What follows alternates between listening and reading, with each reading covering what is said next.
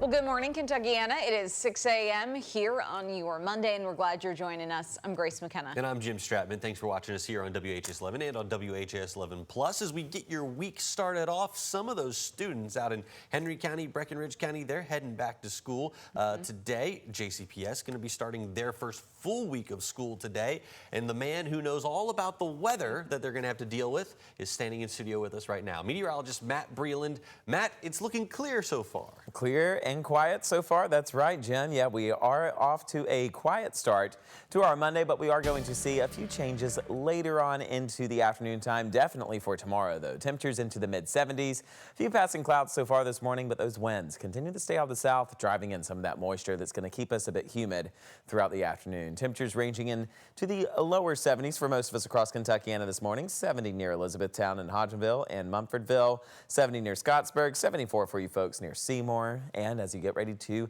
head out to school, you can expect those temperatures to range in the mid-70s. A few passing clouds amongst the sunshine later this afternoon. Still partly cloudy conditions, but possible isolated showers will be arriving along with those temperatures into the lower 90s. So far, we're quiet and dry across the Ohio Valley. As we head later on into the morning time, you can expect a few passing clouds, but so far, we're staying quiet and dry this morning across Kentuckiana.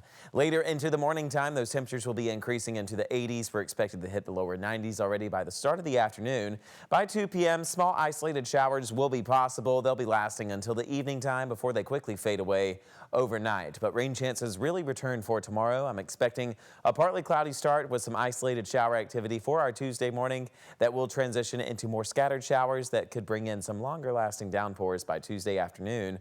All those details about that forecast will be coming up here in just a few short minutes, but here's a quick check of traffic this morning. So far, we're moving along fine on all of our major interstates and roadways. We've got a decent look there at our traffic tracker. If anything's slowing us down, we'll let you know. Grace, Jim. All right, Matt, thank you. Happening today, Governor Andy Beshear is joining Ford executives for a huge announcement about the future of affordable electric vehicle production in the United States. Now, the company says it will share more about these plans a little bit later on this morning. So we brought in our own Gabe Gonzalez. He's joining us live in studio right now with what we know so far about this anticipated announcement. Good morning, Gabe. Hey, good morning, Jim and Grace. Governor Beshear is calling this a $4 billion week for Kentucky. And Ford CEO Jim Farley said the announcement will be a Model T moment, referring to the first car most Americans could afford back in the early 1900s.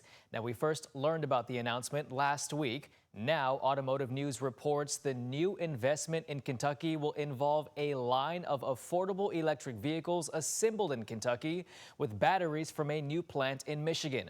That's according to two Automotive News sources reportedly familiar with the plan. And here's what CEO Jim Farley had to say last week.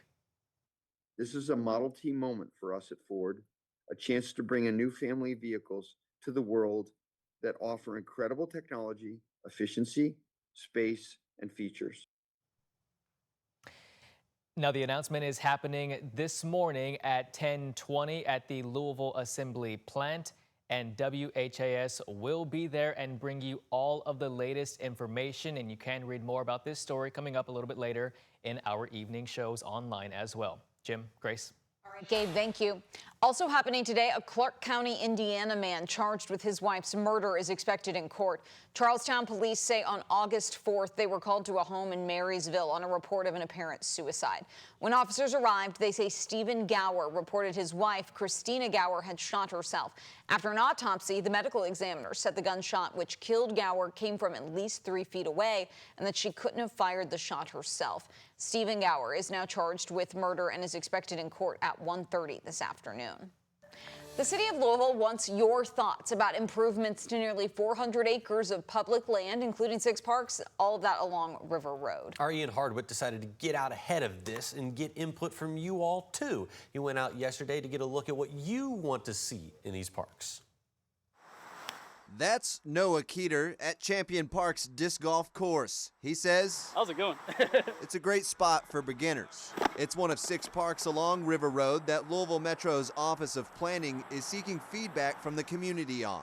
An expansion would score points with Keeter. If I had to play mayor for just a minute, I would definitely want to keep this course at least as is, if not try to make it better with even more. A mile and a half down River Road, a great city has great open spaces. Dave Winslow enjoys the wide open spaces and walking trails at Thurman Hutchins Park. It also falls inside the 391 acres of publicly owned land the city wants you to give input on. You know, maybe cleaning up some of the dead tree limbs would be good. Maybe another place for people to fish would be nice. Across the road at Cary Galbert Cox Park, the boat ramp already sees regular use. Kaylin Bendy says it still makes for a good fishing spot. I feel right at home. It's like a second home from home. But Bendy said it'll feel homier with some fishing pole holsters along the bank. That way, everybody won't have to be so spaced out or leaning their poles up against the post.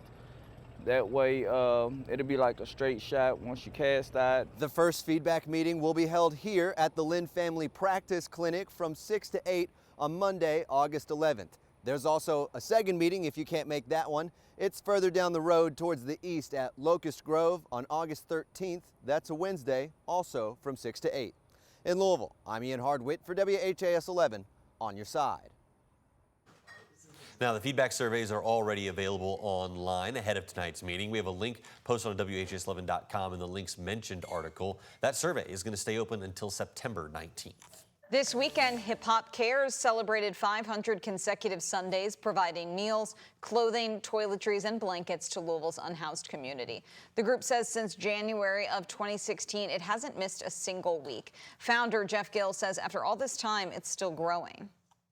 To have the young people involved in this means more than what I can put into words, because as much as they learn from us, we learn from them as well. And oftentimes it's in the most simplest acts. So it speaks volumes, not just to us, but the people that we serve as well. Gill says a group from St. Francis of Assisi has helped hand out clothes for years, and more students have also started getting involved. Well, a fairy tale run has come to an end over the weekend. The Floyd Knobs Indiana softball team fell to Pennsylvania in the Little League World Series championship game. It marked the first time in Little League Softball World Series history that Indiana actually made it to the championship game. Pennsylvania able to get one run across on this play right here. That ball just skipping over the catcher's mitt. Run scores there for Pennsylvania, and it would be all they would need. Now, Indiana did have a chance to tie it right here, bases loaded, but they line it right back up to the pitcher, and there is your ball game. Pennsylvania wins it 1-0. But back at home, I mean, these girls got all the support they could have wanted. People out there in Floyd's Knob cheering them on all the way. The Floyd County softball team in particular, their entire team and coaching staff all went out to Plucked in New Albany to cheer on their Southern Indiana teammates. Another watch party was held out at the Slice in Georgetown.